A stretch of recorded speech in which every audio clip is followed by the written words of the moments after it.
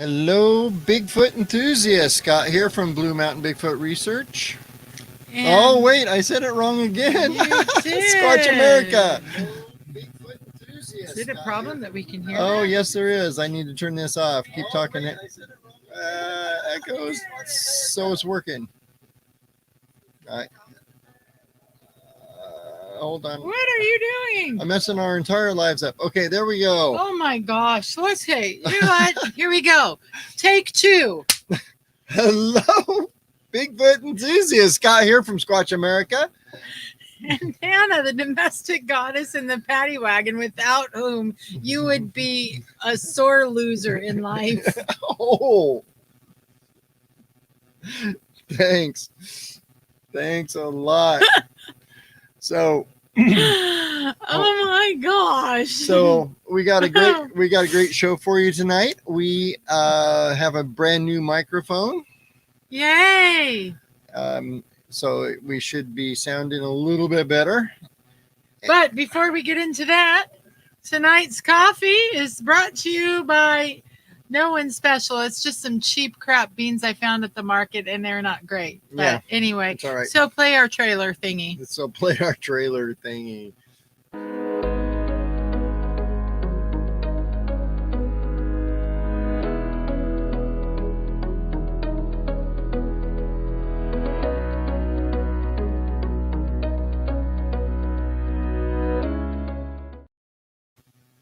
All right, so We're back We're with the back. new mic. with the new mic, and oh,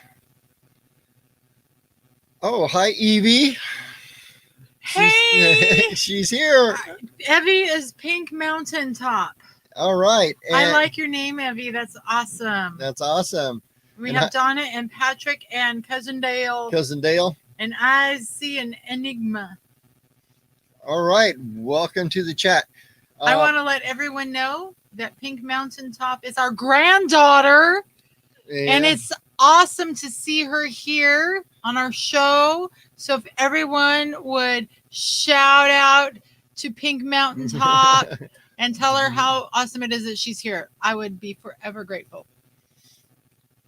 Oh, and it's Sean. Nice to meet you, Sean. All right. Am I done interrupting you? You kind of are. No, I don't. I am never done interrupting him. All right. So tonight we're really excited about the show we're going to do tonight. But if you haven't caught us on, if you go to the She Squatchers show last night. Oh, yes. So better than tonight's show. I have to say this, and I'm only saying, okay, so the She Squatchers are just sexy as all get out. You know, it's true. And I love being on a show with them. We were on a show with them last night. So go to the... Not now. Not After this now. one. After our show, you can get a link to the show we did with them last night on the Squatch America YouTube page or the Squatch Oregon YouTube page or my YouTube page. Did you put it on your YouTube page? I did. Or not YouTube, Facebook. So any of our Facebook pages will have a link to last night's show with the She Squatchers. With the She Squatchers. I almost forgot English. Yeah. All right. So, but tonight we are so excited. We get to get into a little bit of Native American lore, but More exciting than that is, guess what? What? Black fly season here is over. Thank you. So, as a lot of people know, we are here in beautiful Maine, and believe it or not, this photo I'm showing you right here is just up the road. I meant literally. I meant when we go to town, we can look up and see this mountain. If the trees weren't so thick where we're at right now, we could see it right now. But if we go out on the road here, you can go into Millinocket, Maine, and turn around and look back towards where we're at now, and you see this mountain. This mountain is Mount Katahdin. It is otherwise known as an ass kicker. It is. It is the northernmost terminus of the Appalachian Trail. So for those people who hike the Appalachian Trail, um, this is where you end. Yes. Or begin if you go backwards. But it would be done. I have to say, it would be absolutely stupid to start the Appalachian Trail there.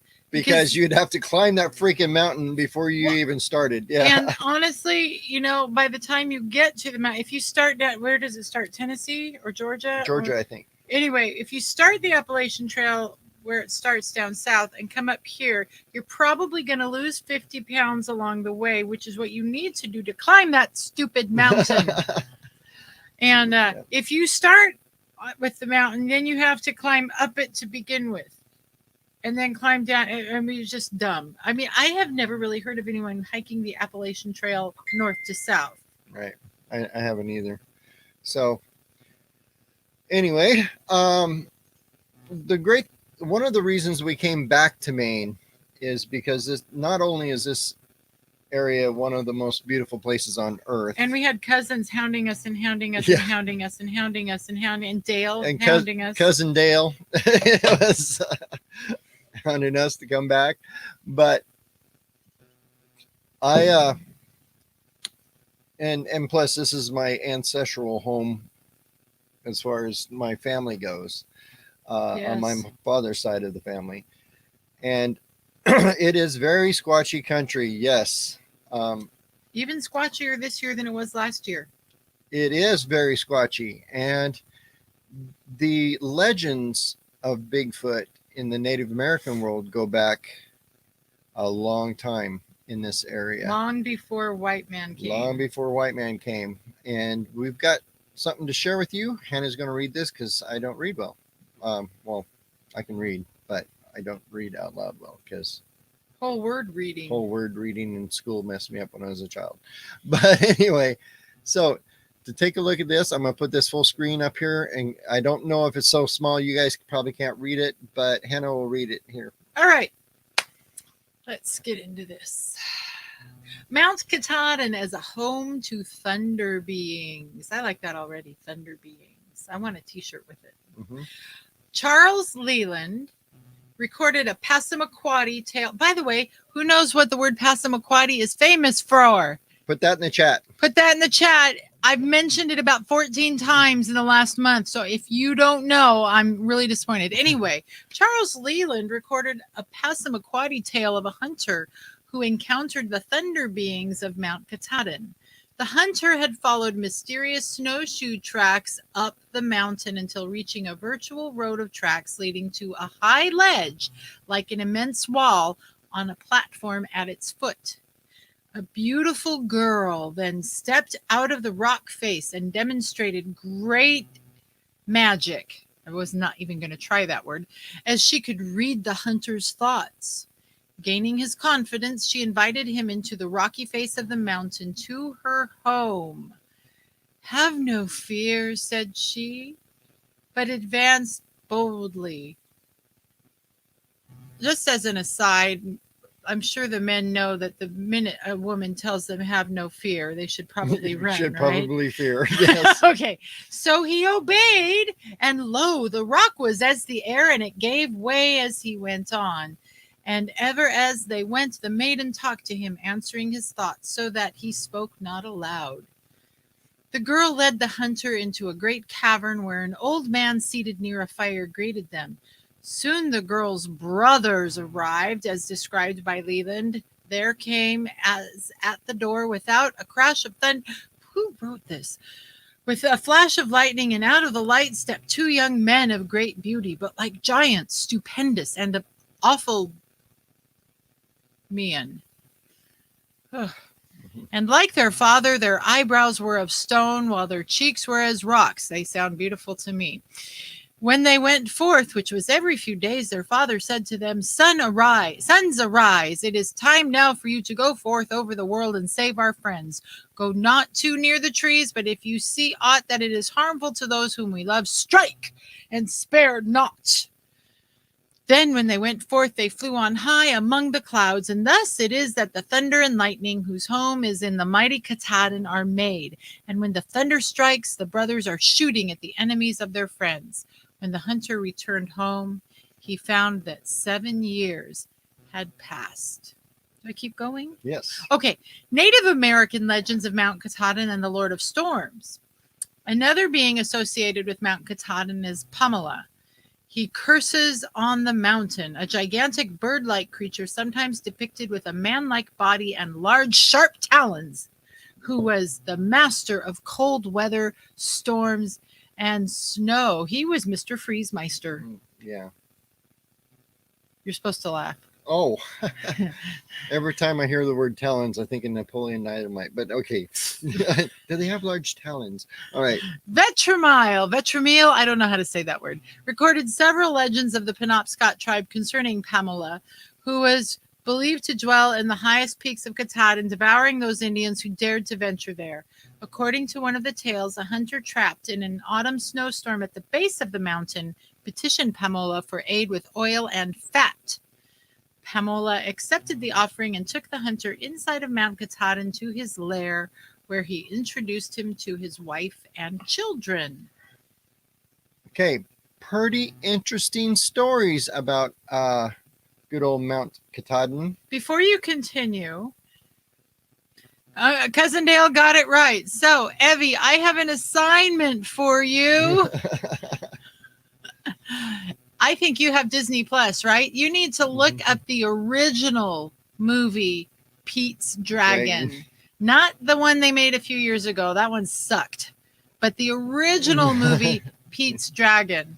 It's the best. And Pete's Dragon happens in a town here in Maine called Passamaquoddy. Yes.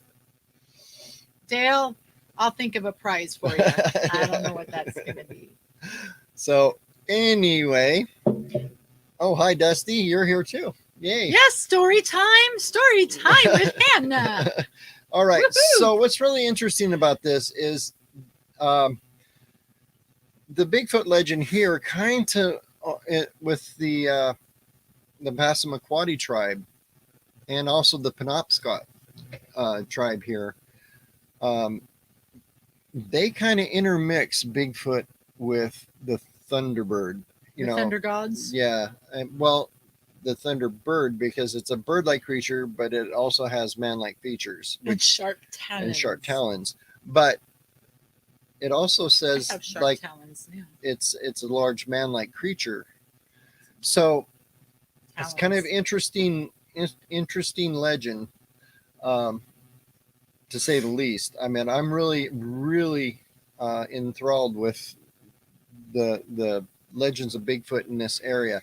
And for no doubt, there is lots of stories. When we were here last year, we got a lot of stories.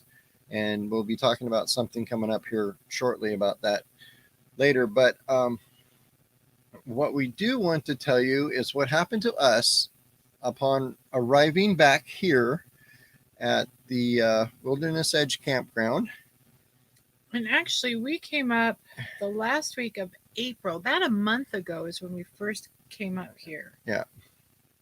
So this is a shot of the campground from last fall, because they have really pretty leaves here. You know. Mm-hmm. That's why people like to come to New England for the fall, because it's so flippin' gorgeous. But this is us this spring. We were here moving brush. You can see Hannah working hard, lifting those big branches. Oh, hush already.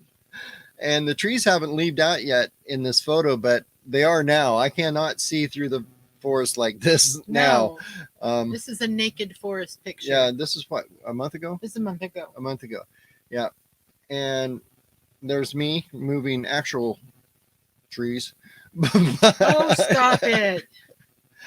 But what's just in case anyone didn't know, men and women are different, and you have more testosterone, which means you have bigger muscles and can lift more. I agree. All right. Oh, my goodness. But anyway, the cool thing about this is when we got to our spot up here where we usually camp for the summer, we found some interesting things on the ground.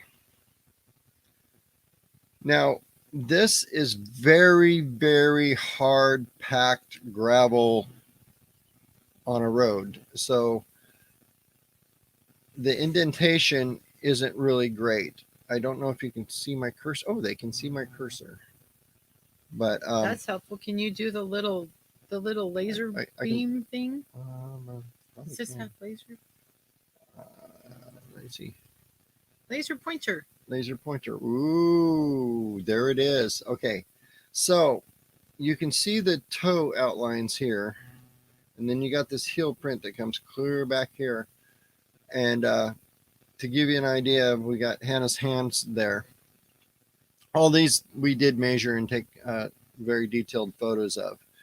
So if I go to this one here, to give you an idea, toes are down here. The heel is actually way down here, but this rock kind of stopped the indentation, but you can see it. And I've got an actual closer photo you can here. Actually, is this where the metatarsal break is right there? Somewhere right in here. Yep. And you can give you an idea. This is the footprint, like an overlay on the footprint. It's my shoddy PowerPoint way of doing it, but that kind of gives you the idea of where the footprint was. And then the rains came. And then the rains came. Here's the problem. We drove up here for a couple days to do work. We were actually staying in Bangor at the time, and so I didn't have my casting materials when we got up here, and by the time we got back up here, the rains had came and it kind of washed it out. But what it did give us, it wasn't a complete wash. Ha ha! See what I did there? It wasn't a complete wash, because it showed us how active this area is. Yeah, and how fairly recently the activity was, because those were fresh enough. They had been here since the last rains, and we were just coming out of that winter rainy season. All right, so here's the next one we want to show you. Now this happened while we were here. To make it even more better and even more spooky, interesting, spooky. To make it spookier, is after we were set up in our camping spots, and this was me in my spot here, and then across the road, Dale and Denise, his wife, who is online. Hi guys. Yeah, I just said that. Okay, so they park across the street, down a couple spots from us, but after they got set up, and they had been there for we've been here for probably 2 weeks. 2 weeks or so. Yeah. We found this. No, this is a photo of the cast. Can you take a pause there? Because Donna wants to know, would you have left the rocks in that last print or remove them before casting? I would left the rocks and let them come out with the cast. Okay. Yep. So. Okay. Okay. I just learned how to do that. All right. So what's interesting with this cast, and I'm actually kind of showing it to you a little bit backwards from what we usually do, is this is one of the largest footprint casts I have found. Ever. Is that as big as Grover Kranz's? Yep. This is one of the bigger ones that people have found. Here's the actual cast, and Hannah's trying to brush the sands falling on my computer. Hold it up next to my head. I've got a bigger head than you. It's true. Well, hold it lengthwise so that they can see how much taller than here. So if we put this up on my shoulder, you can't even see it in there. Yeah. There. That's that footprint. Yep. So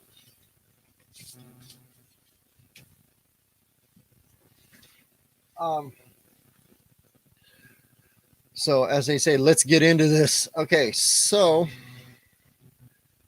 what's interesting with this is there was another footprint that was in kind of hard rock in this area right here.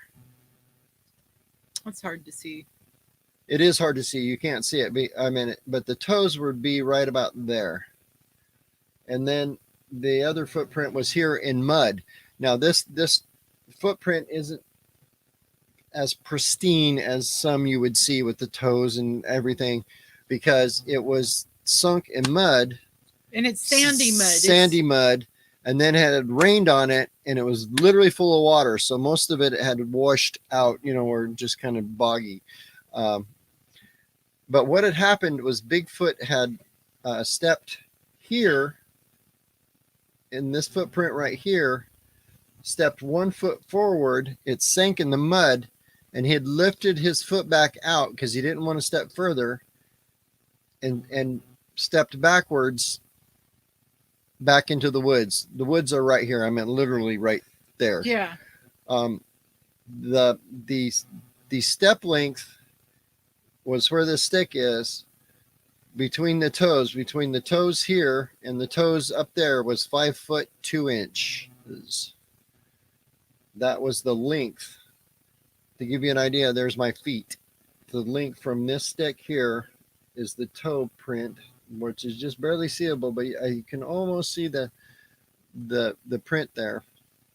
And then to this toe was that 5 foot 2 inches, which is pretty standard for a Bigfoot stride. So here's a shot of it when it was muddy, and the mud, and we kind of let it dry out a little bit. You can see where the water sunk into the ground, but you can still see the toes up here. There is, it's kind of indented. It's straight across here and around here, but there's kind of an indentation, it looks like here, because there's a rock.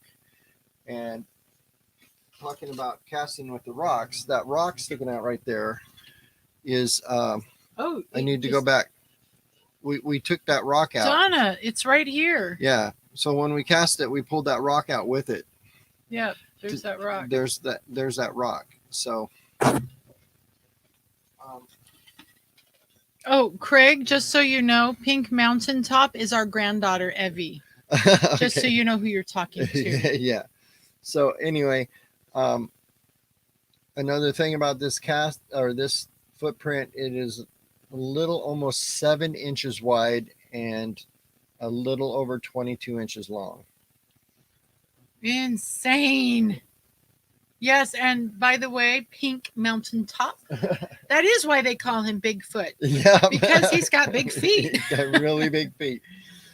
So, there's the cast. So, and you went too far. I went too far. So, what else you got for us? Oh my gosh, Dr. Squatch, Professor Squatch. Professor Squatch. No, I don't. Neither of those. So that's what's so exciting about coming back here, is that right off the bat. I know. It's like, boom. It's like he just presented himself to us.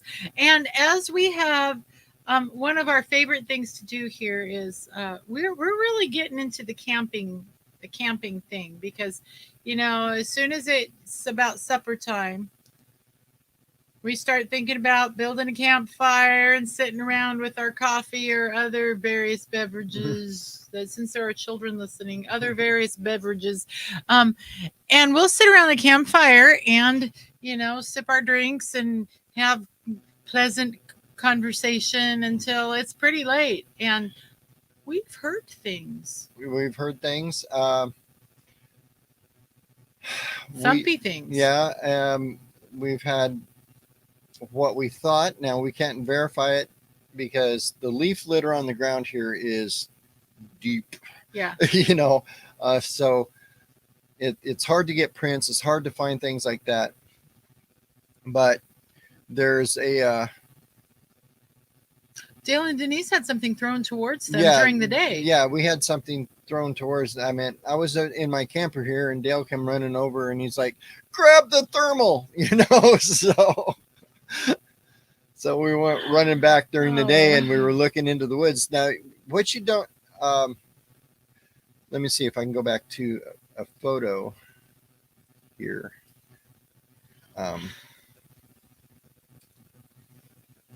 What you've got to understand about the woods here in Maine is the foliage is so thick, and it's not just a patch here or a patch there. This forest is blanketed forest forever. I mean, pretty much the only open spots you ever run into is a lake. That's where there's no trees, is where there's a lake or a pond or a river.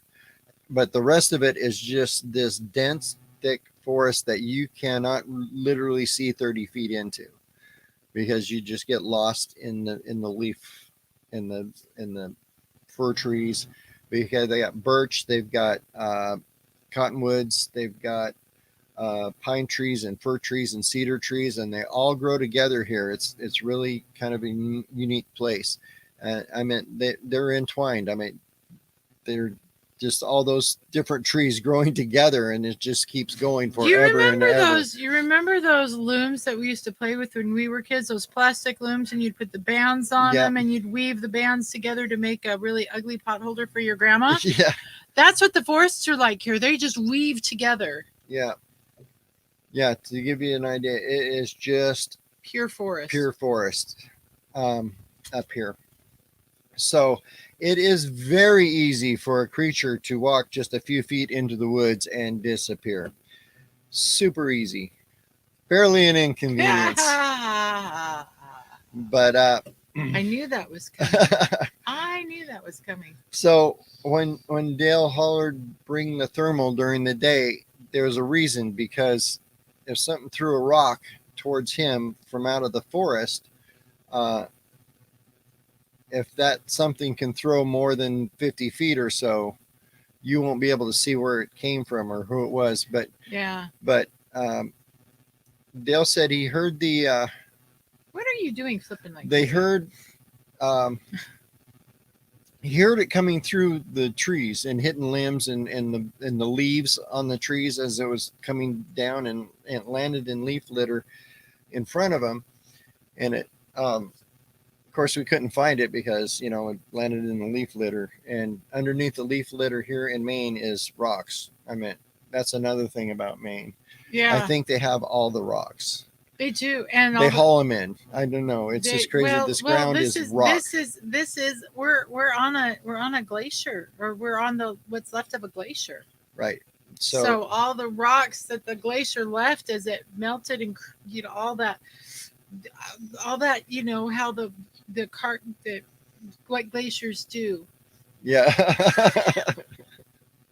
The glacier do thing. So. But anyway, all those rocks that a glacier leaves when it's moving down the mountain. So it came down from Katahdin, moved down here, and of course that creates the rivers and the valleys and blah, blah, blah, blah, blah. But it leaves behind those huge rocks. That's why, I fell in love with the place last year because of the boulders just sitting. Yeah. Just sitting. Hey, there's a boulder. So we're going to build a road around it. Right. And and there's, and the trees, just grow up around them. So it's just rock and trees up here, and it's beautiful. Well, I don't know if there will be too many trees after we leave. Yeah.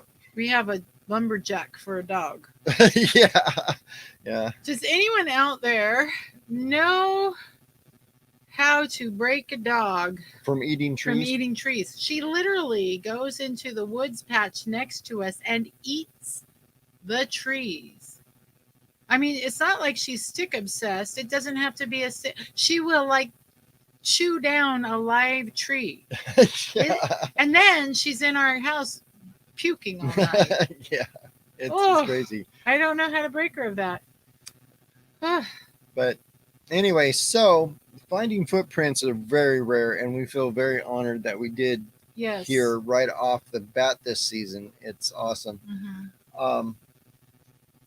so with the rock throwing incident, let's get back and finish that story. Oh yes. So but anyway, first, so but no. first, I'm So looking for- at this. I'm looking at the chat. uh-huh. So Bigfoot Anon is here with us tonight, and so welcome. And now Pink Mountaintop wants s'mores. So does your grandpa. Yes, I've been wanting s'mores for a week. I don't like s'mores. So I don't like s'mores. I like chocolate and I like marshmallows, but I don't like s'mores. Anyway, all right. and Well, then- actually, Maine has something that's even better. than s'mores. They're called whoopie pies. Maybe you and your mom need to fly here and visit us. Yeah. Yeah. Whoopie pies. Whoopie pies. So, but anyway, back to the story. We went to. well, Craig had something to say. Yeah. He says they're getting ready for a 4-day trip up to Bear Creek. Oh, in the Wallowas. Awesome, Craig. Actually, this place looks a lot like the Wallowas. Yeah, just more trees. Yeah, and more water. The trees aren't as big as the trees in Oregon. No. No, they're smaller trees, but there's more of them. Pretty interesting. Well, good luck on your trip, Craig. That's going to be awesome. So Denise is coming back with Lemon blueberry whoopie pies.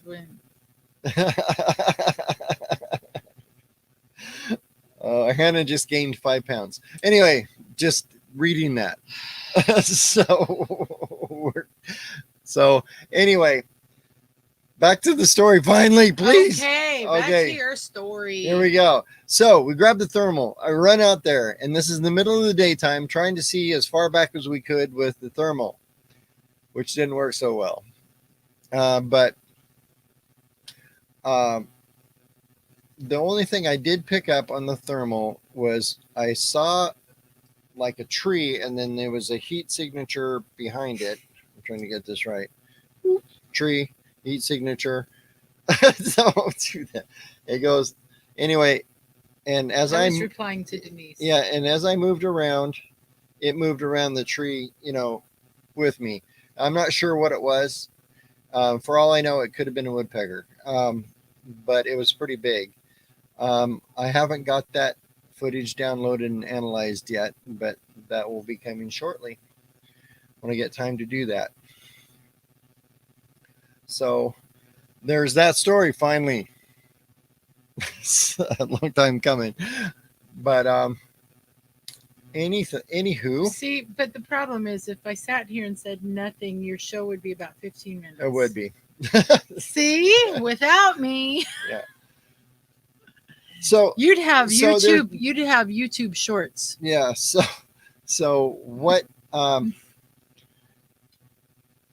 What else I wanted to talk about tonight was we talked about the legends of Mount Katahdin from the Native Americans here, and that kind of cuts your face off when I do that. All right. So,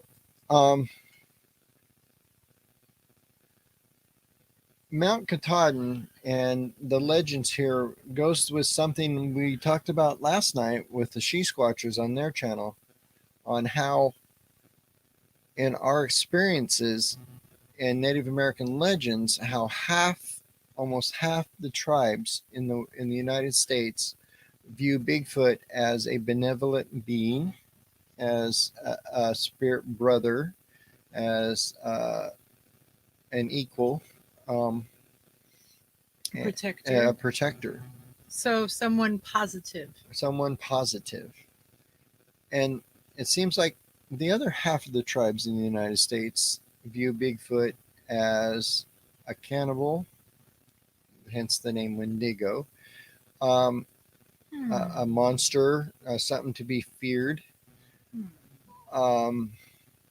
So here is kind of interesting. If you read the legends, there's legends of these monsters on the mountain creating lightning, and don't go there, they will kill you, kind of things.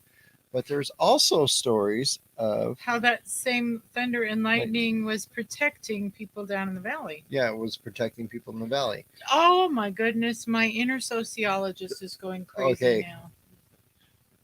Well, burst forth, Thank sociology. you. Okay. It's just interesting. Uh-huh. Interesting how multiple communities can look at the same person with the same behavior and interpret it completely differently. Mm-hmm. Interesting. Just let that sink into your human thinker. Mm-hmm. And then ask yourself, which narrative is true? Which Bigfoot narrative is true? Is Bigfoot a protector or is Bigfoot a cannibal? Whose interpretation is right? Right. Just Or a thought. the other thought that Shall I shut up now? no, the other thought that I had to go along with that, if you think about it, it could be as simple as there are good Bigfoot and they are bad Bigfoot. Just Oh. like they are good people and they there are are- bad people. There are well-behaved people and not so well-behaved Behaved people. people. Exactly. So it might not just be, the type, or like there's like this clan of bad Bigfoot. It could be that too, even, but it could be not up to interpretation, but actual.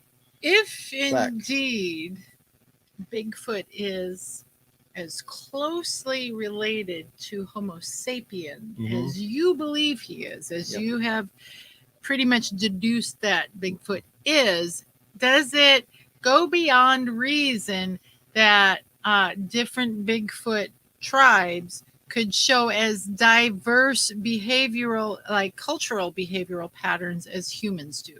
Right. And and that's another thing. There's good groups of people and there's bad groups of people. There's good tribes and bad tribes. There are pro-social tribes and anti-social tribes. Uh-huh. And then that goes along with the Native American tribes. Some tribes were more warlike than the others. More collaborative and oh, I don't like that word. More collaborative and cooperative and kind of live and let live and helpful. And others were very territorial and antagonistic toward outsiders. And so interesting. So it could be their interpretation of the Bigfoot, like Hannah said. Some tribes, if they seem to be more warlike and territorial, they may feel that Bigfoot is more warlike and territorial because that is their reality. Mm-hmm. So their lived experience, we can't look at their lived experience and say that's not valid. Right. So it's interesting. Boy, it's complicated. It is. Man, two-leggeds are complicated. Yeah. All of them. Yeah. All of them. Yes. Oh, dogs are simple. I know. We just need to chill out and eat trees, I guess. It's true. Or whoopie pies. Or whoopie pies.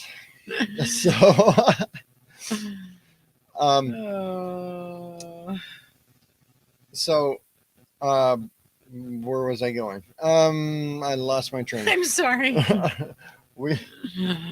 Not sorry, really. So, the thing about you were talking about that some tribes see Bigfoot as benevolent, right. Others as not so benevolent. Not so benevolent. That's where you were going. Right, and it's kind of interesting. It does seem that the southern tribes in the United States seem to think that Bigfoot's more of more non-benevolent, more violent. If you think about it, the further south you go, the more wildlife of any sort is going to try to kill you. Right.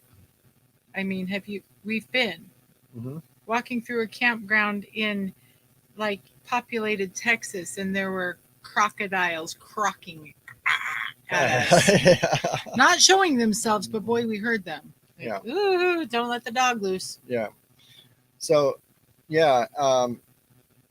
And maybe it's just because it's hotter in the south. And I they know get grumpier. I get cranky when it's hot. So that could be. But up here in Maine, we don't have that problem. In fact, it's May 27th, and It's gonna freeze it's going tonight. to freeze tonight. I Here. had to bring in my lavender and rosemary that so far isn't Yeah. growing, but I really would like them to grow. Yeah. Keep trying. So, and just yesterday it was 80 something during the It day, was. and so but tonight it's going to freeze, and and when they talk about Mount Katahdin being the Thunder Mountain and the Lightning Mountain, They're not kidding. they are not kidding. We have some horrific thunderstorms around here. And Denise can attest to one just last night. Last night it was last night or night before last. Night before last. Night before last. It was quite the boomer. I slept through it because We both sleep really well. Yeah. But we have experienced a couple really good thunderstorms since we've been here. Yeah, it's I would say second only to those sheet lightning storms in Montana. Yeah, in the Rockies, they get some pretty nasty lightning storms too. So lightning and mountains go together. Yes, they do. We have deduced that. Yes.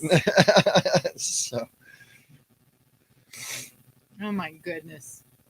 So we're gonna jump into some the chats right now and see what's going on up here. So Dale's talking about putting sound recorders out at night, and I totally agree. We've been busy the last few days or last month since we've been here trying to get the camp open, but now it's open and running. It's open and they've just about maxed out all their work hours, so we're really close to having nothing but free time on our hands. Yes. Yeah. So we're going to do a lot of squatching this year, a lot more than we did last year. And yes, Pink. Can I just call you Pink from now on? That could be your nickname. This place is really, really pretty. I never ever thought I would find a place that was prettier than like Washington, Oregon, and Idaho, but we did. Yeah, Maine's up there. Maine is absolutely gorgeous, and you would love it here. Yeah, and they grow potatoes too, just Yeah, like just they like do Idaho. it, just like Idaho. Oh, Potatoes and trees. I get to call her Pink now. That's awesome. So I hope Pink the singer doesn't sue us for infringing on her name. So Don wants to know, what infrared equipment do you like and use? He's going to start digging out his toys. I'm going to go grab it. It's right here sitting on the table. He's going to go grab it. So, while he's grabbing it, let me tell you what we did yesterday. Yesterday was fun. We took a drive up to the northern part of the state, literally got within spitting distance of Canada. I could have climbed over the barrier and been in Canada, and there weren't any guards there.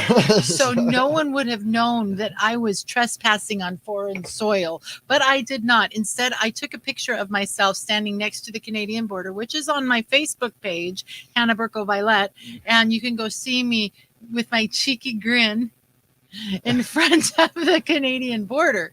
But we were actually looking for some property here because we were thinking it might be nice to have a summer home here or something. So the question was asked, what infrared equipment do we like and use? Well, for me, there's like only one company that's kind of the pinnacle of infrared. And they are not paying us for this. They're not paying us for this.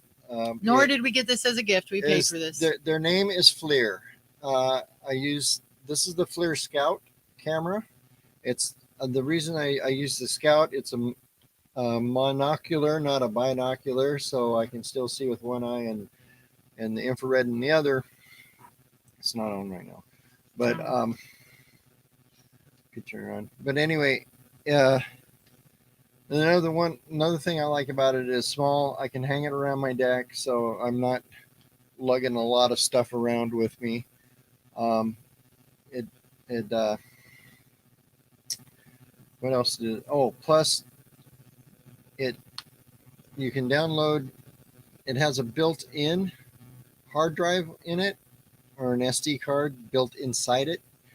so you don't have to change SD cards or anything like that, and you can plug right in, and you can download the equipment. And the FLIR company has proprietary software that you can download for free on your computer that will help you analyze what you're seeing. And you can, like, if you record on this, and there's different settings you can set, so you can have whatever's hot be red, and or you can have whatever hot be white, or whatever colors you want.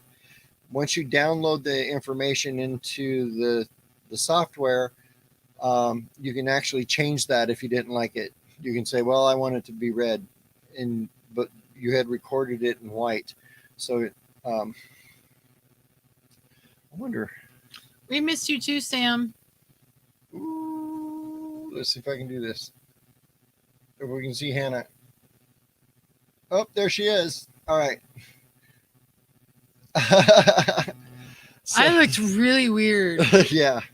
So You kind of just saw my glasses. yeah, that gives you an idea of what you see out there. If something's hot, it's red, and something else is just. So obviously Green, I brown, wasn't. I'm not hot. No, you were hot. Was that red? Yeah, see, you're red. Oh, I and see. And the Okay. background is blue. And so, because it's not hot, but your body heat. Oh, there we go. See. Hey, I should send that to my endocrinologist and say my thyroid's better. Yeah, there you go. I have heat. I have heat. Okay. Menopause has worked a miracle. So, Anyway. so yeah, so the FLIR is what I use, and plus it's pretty rugged. I mean, I've beat this thing to death, and it still works. Because you don't know how to take care of your things. Well, I'm in the woods with it. Okay. All right. Anyway. Yes, this show is Lockbeard. Welcome. This show is always at 7. Okay. Well, this show is 98% of the time at 7 p.m. Central Time on Thursdays. Yes. Mm-hmm. Sometimes we have to cancel, but this is our time. Yeah. So yes. You know what, Pink? I'm not much of a potato fan myself. So Harold says, welcome, Harold. I don't think we've seen you here, but that's okay. We have a lot of lurkers that stay quiet for a while.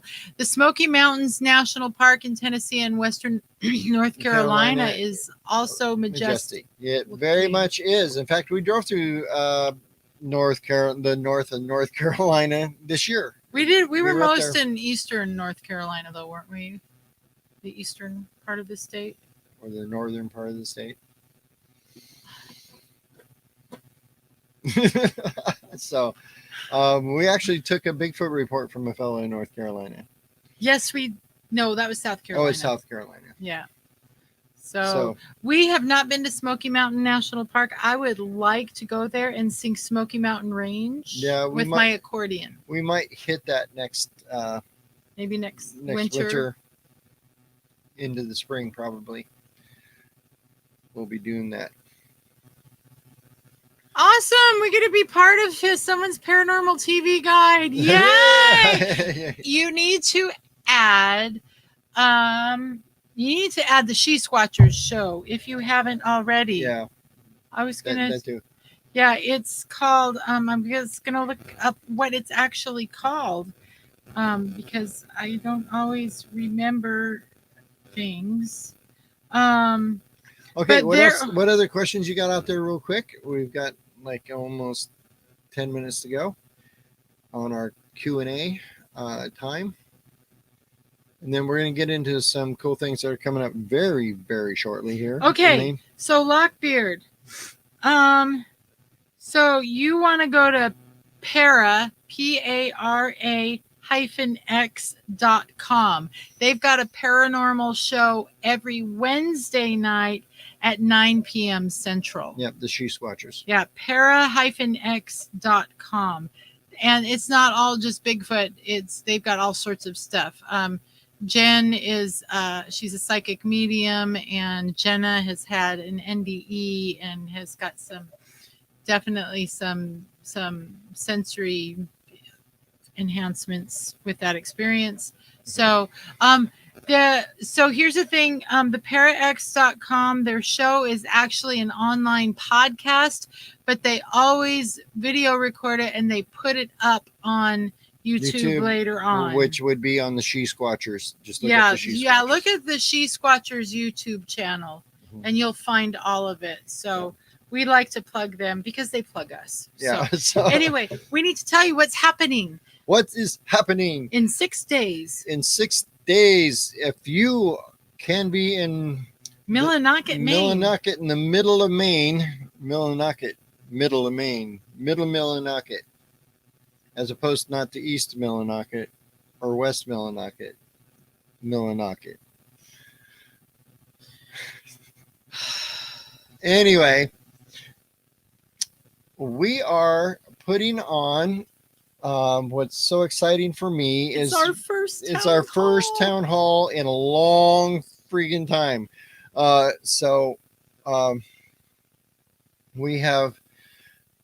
We had planned over a year ago to travel the United States and do town halls all over the United States to get stories from people and put together a narrative on how Bigfoot lives.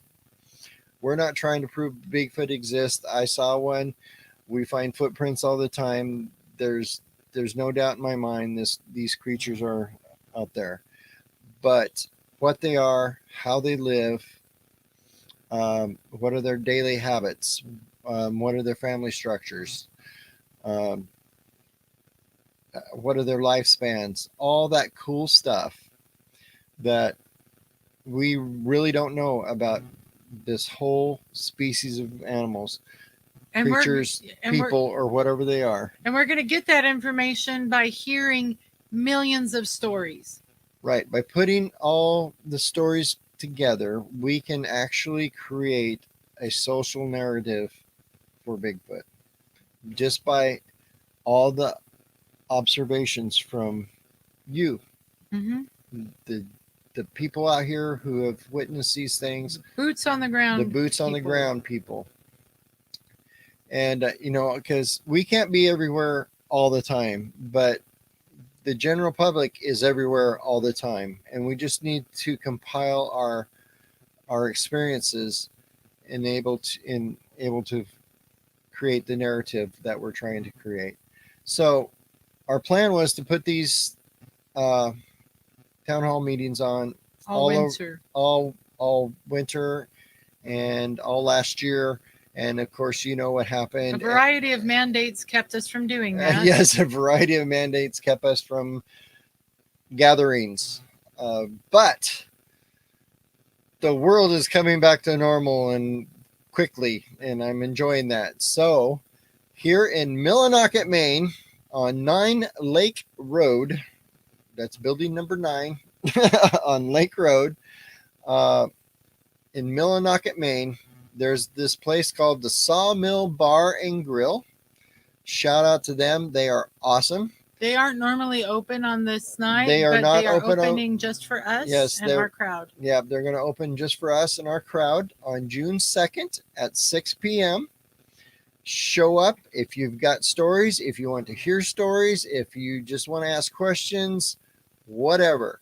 We're going to be there until we leave. So it could be, there's no time set to close. They are even bringing in one of their cooks to make appetizers, and a bartender. And a bartender will be there to serve a variety of beverages. Right. It is a restaurant, so if you're not 21, that's fine too. You can come. You can come get a soda. You can come get a soda.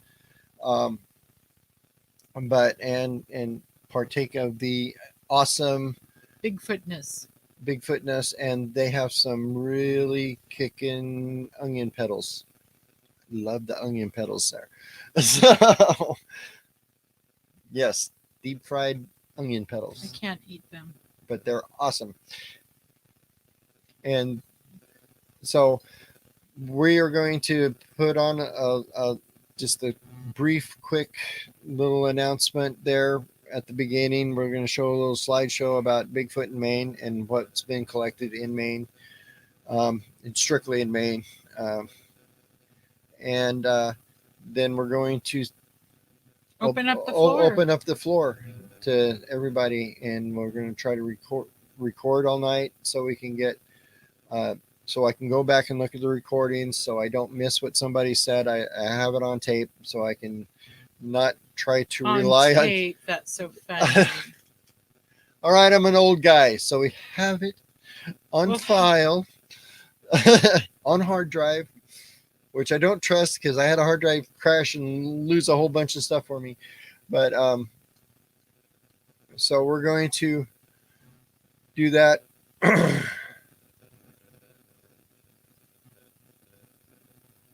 Well, I was just looking what popped. Okay, Craig says I'm trying to watch here while being mugged by a 3-year-old boy and a 6-month-old Labrador. That, Craig, is a lethal combination. Mm-hmm. Because the 6-month-old Labrador and 3-year-old boy are developmentally right about the same. Yes, exactly. So you got 2 puppies happening. Yeah. All right, awesome. All right. So anyway, June 2nd, that's this coming up Wednesday at 6 p.m. at the Sawmill Bar and Grill. To give you an idea, that's what it looks like. Very Maine looking. It's awesome. Honestly, even while we were in Texas, I was plugging them. Yeah. They've got the best ribs I've ever had in my life. These people. They do. They know how to. But Maine knows how to do ribs. They know how to do fish tacos and lobster rolls. So Hannah doesn't like lobster, but I can't have lobster rolls anyway. Yeah, but I don't like lobster. So it's the red building with the rough edge lumber on the side of it. Looks very Maine-like. Mm-hmm. So come join us if you can. If you can, meet us in person. We'll be giving out cards and stickers and stuff. If you can't make it to that, then put the second Saturday of August on your calendar, because we are having the second annual Wilderness Edge Bigfoot Festival Conference, whatever at Wilderness Edge Campground, which is 71 Millinocket Lake Road, which is just up the road from Sawmill. So after the conference, you can go down. So if you go by if you go by the Sawmill, then you go by the radio station, then you're at the Wilderness Edge Campground. Yes, you can't miss it. They're all on the same side of the road. Yes, so. and now is the time to get a place at the campground for that, because the place fills up fast. In fact, it might even be challenging right now, but there's lots of tent sites always available. RV sites are a little harder to reserve because they start booking that up like in January. So anyway, so we are in it. So we're here from the base of Mount Katahdin. And as always, it's time to close. It is. As always, we are so grateful for, yes, Evie, the pink, the food is awesome.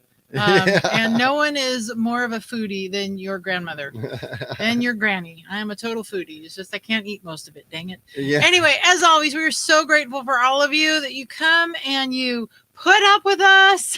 Yeah. You laugh at our dumb jokes. Yeah. And you give us so much love and so much support. If you have not checked out our Patreon site, we apologize. First Friday came and went this month, and we were so busy getting the campground set up that we forgot all about preparing a First Friday live chat for our Patreons. But the one thing that we can do with StreamYard that we could not do otherwise is we can actually have everybody on camera together. We could also do that with Zoom if we had to. But anyway, so First Friday of June is coming up. We will put something up for our Patreons. If you have not gone to our website or our Patreon site to get in at a $3 or a $5 supporting level, you want to do that now so that you can get on our actual face-to-face, eyeball-to-eyeball First Friday chats. And remember that our job is to investigate the unexplained. Not to explain the uninvestigated. So until next week, make sure you all keep it squatchy, whatever that means. And go out and find Bigfoot. Bye. Bye.